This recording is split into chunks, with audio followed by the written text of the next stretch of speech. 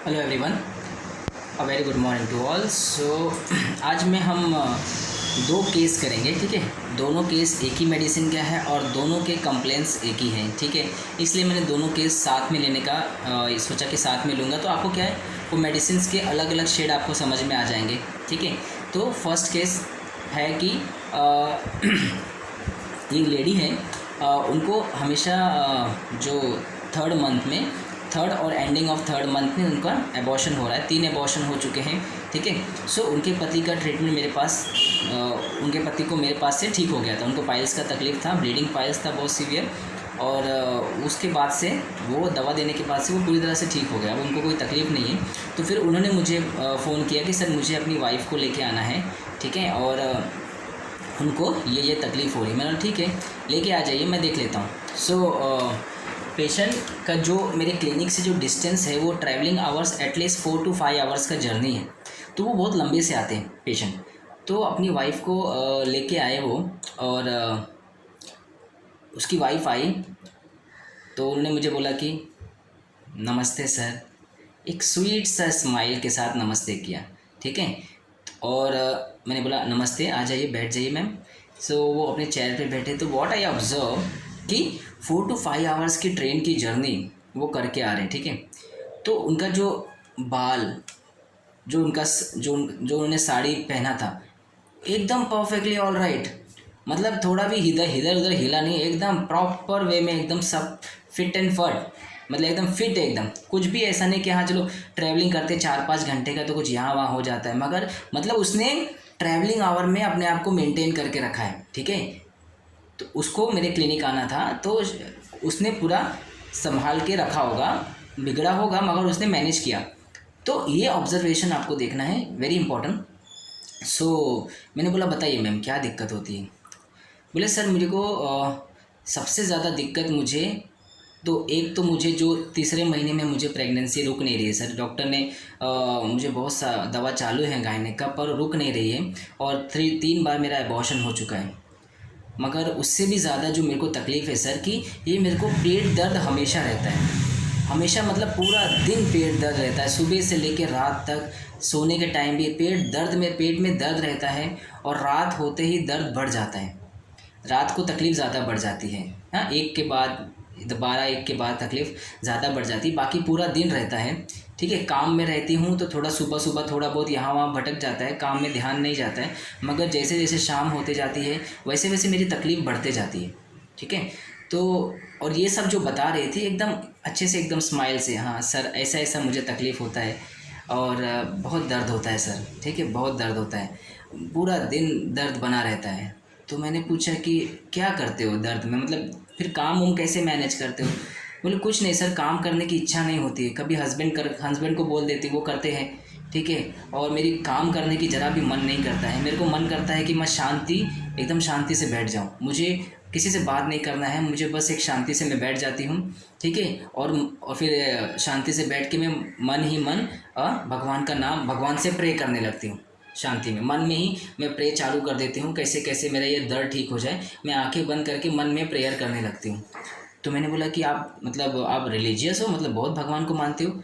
बोले नहीं सर, वैसे तो मैं पूजा पाठ ज़्यादा नहीं करती हूँ, मगर ये जो तकलीफ़ होती है ना, जब ज़्यादा बढ़ने लगती है, जैसे रात को या फिर शाम होते, तो वैसे ही मेरे मन को शांति चाहिए होती है, तो मैं शांत हो जाती हूँ। और शांत होने के बाद फिर मैं मन ही मन भगवान से प्रार्थना करने लगती हूँ, ऐसे हाथ बंद करके, हाथ ऐसे पेट पकड़ के हाथ बंद करके प्रार्थना करती रहती हूँ, ठीक है। तो मैं उस तरीके से तब मैं भगवान का नाम लेने लगती हूँ, प्रे करने लगती हूँ। तो मैंने बोला ठीक है, और मैं चेहरे पे कोई भी इरिटेशन नहीं, कोई भी नहीं, बस एक छोटा छोटा स्माइल कंटिन्यूस वो दे रही थी, ठीक है। तो मैंने बोला इसको लेके कुछ चिंता हो रही है।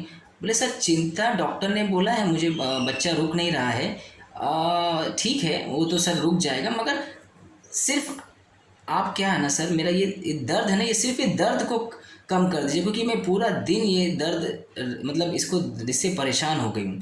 पूरा दिन दर्द रहता है सर, मैं पूरा दर्द ही दर्द पूरा पेट में बना रहता है। सिर्फ आप ये दर्द कम कर दीजिए सर, आप बाद में उठ कर उसका जो बच्चे का तकलीफ़ है वो रुकेगा, बाद में आप उसका दवा दे दीजिए, मगर आप सिर्फ ये जो दर्द है ना सर, इसको निकाल दीजिए। सिर्फ ये दर्द निकाल दीजिए। ये जो सिर्फ वाला वर्ड है ना, आप माइंड इट, आप ध्यान में रखिए, ठीक है। ये चीज़ें बहुत इंपॉर्टेंट है। बहुत पेशेंट बोलते हैं डॉक्टर साहब अभी के लिए ना सिर्फ ये दर्द निकाल दीजिए, ठीक है, अभी के लिए सिर्फ ये पेन कम कर दीजिए, अभी के लिए सिर्फ ये तकलीफ़ कम कर दीजिए, बाकी का दवा लेते रहेंगे, ठीक है, कोई दिक्कत नहीं है, सिर्फ ये दर्द कम कर दीजिए। तो ये जो सिर्फ वाला वर्ड आता है ना, आपको इसको आपको ध्यान में रखना है, क्योंकि ईच एंड एवरी केस में ये सेंटेंस आपके सामने बहुत प्रेजेंट होते हैं।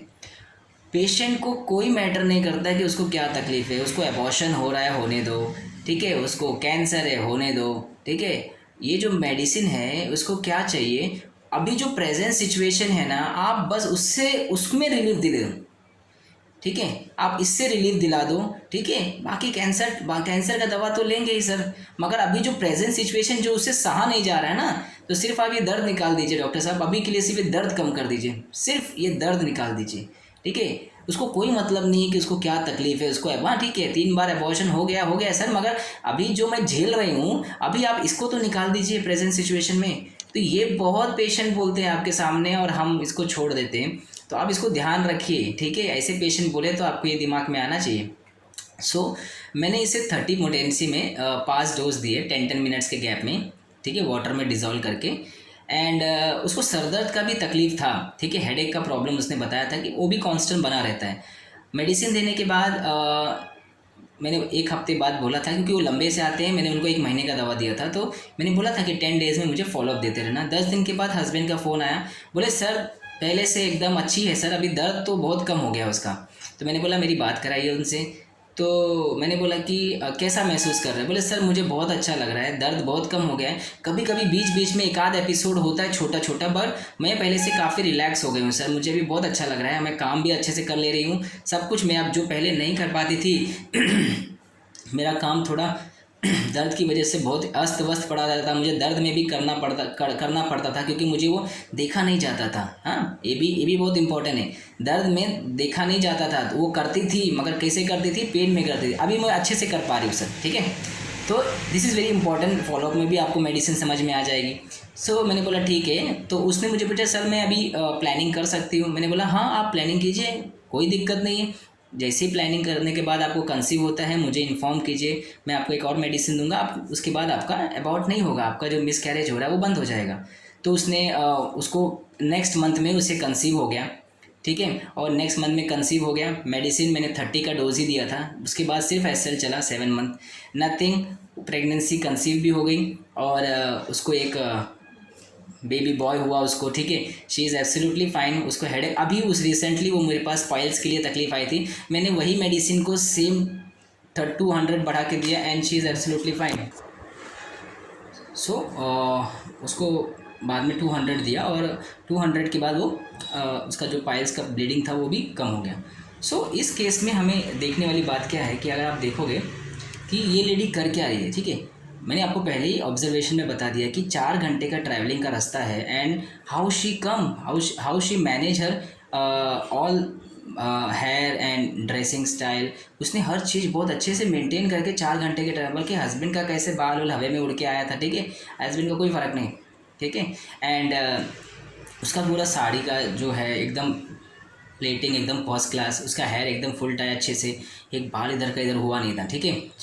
This is the fastidiousness, this is the presentation of fastidiousness, उसने बहुत अच्छे से मेंटेन करके रखा। स्माइलिंग, ठीक है, पूरे केस में जो एक स्माइलिंग के साथ उसने अपने आप को प्रेजेंट किया, ठीक है। Second rubric was smiling and the third rubric was, मैंने उसको पूछा कि आप क्या करते हो तकलीफ़ के समय में, तो उसने क्या बोला कि मुझे शांति चाहिए, मैं शांति में चली जाती हूँ और फिर मैं शांति में भगवान से मन ही मन प्रे चालू कर देती हूँ कि कैसे भगवान मुझे ये दर्द ठीक कर दे, ठीक है। तो this is the quite wants to be praying quietly, एक रूब्रिक है हमारे पास प्रेइंग क्वाइटली, ठीक है। प्रेइंग क्वाइटली मतलब शांत होकर भगवान से प्रार्थना करना।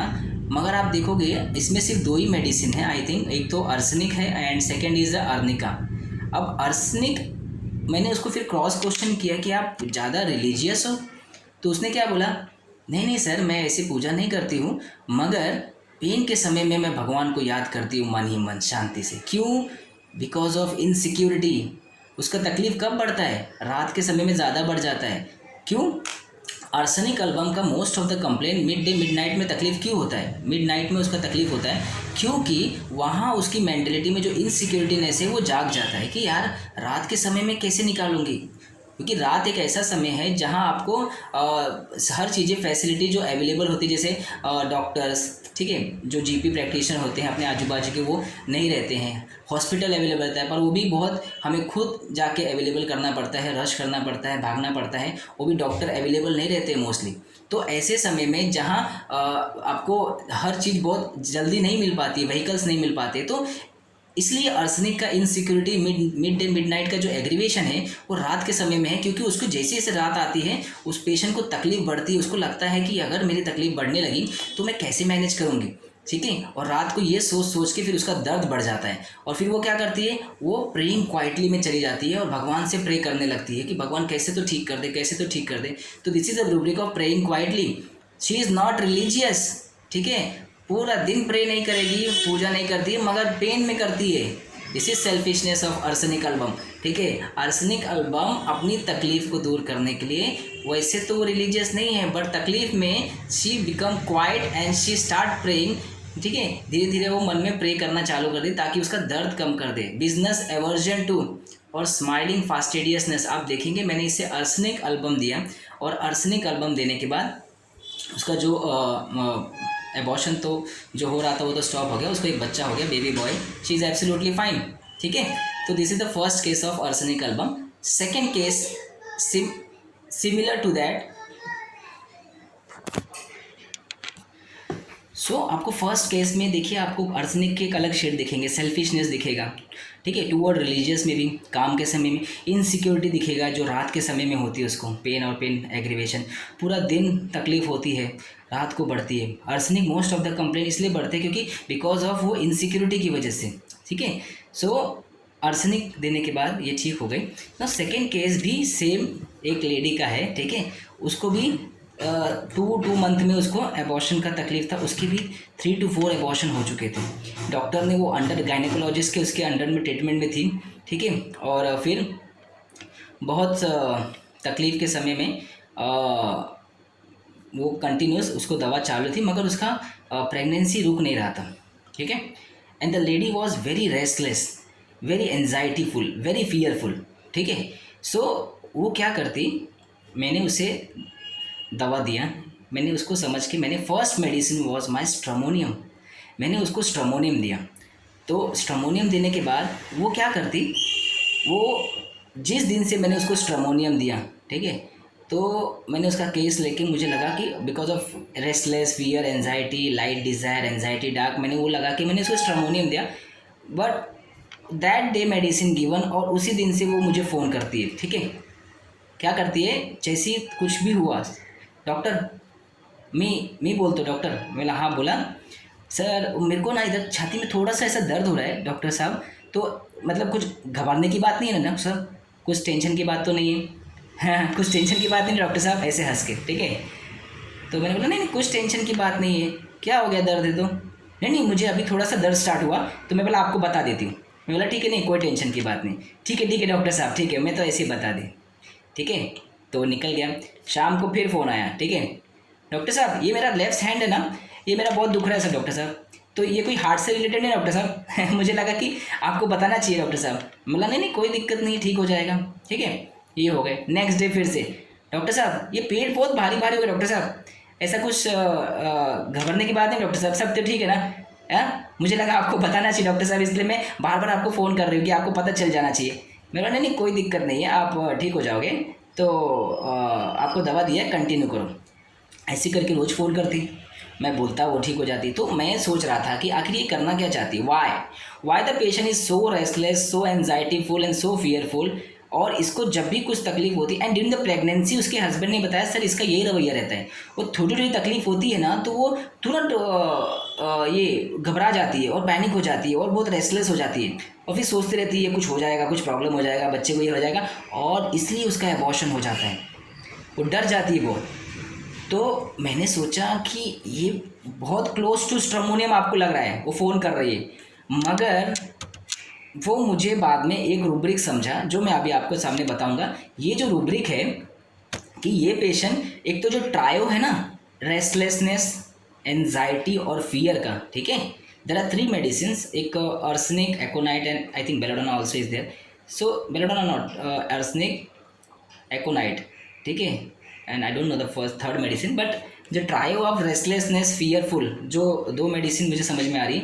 तो आर्सेनिक एल्बम, तो मैंने बोला ठीक है, एक काम कीजिए, आप आ जाइए, मैं आपको एक डोज देता हूँ। जब उसने तीसरे चौथे दिन भी सेम कंटिन्यूस रखा, तो मैंने अंडरस्टैंड किया कि उसको क्या चाहिए। वो बार बार कैरी होना चाहती है अपनी तकलीफ बता के, ठीक है, और वो चाहती है कि डॉक्टर की वो कंट्रोल में या उसके होल्डिंग में, उसके संरक्षण में कॉन्स्टेंटली रहे, ठीक है, और वो शांत नहीं होती है, ठीक है। तो ये क्या है, तो ये 3 रूब्रिक है जो आपको इस केस में हेल्प करेगा। जो मेरे दिमाग में उस समय आया, carry desire to be carried constantly, ये क्या हो रही है, ये डॉक्टर से बार बार बता के डॉक्टर बोलता है ये कैरी हो जा रही है, ठीक है, उसका वो जो फियर है थोड़े समय के लिए, ठीक है, थोड़े समय के लिए वो कैरी होती है, उसके बाद उसको कॉन्स्टेंटली वो कैरी लगता है, वापस से शाम को फ़ोन करती है, वापस सुबह फ़ोन करती है। तो carry desire to be carry constantly.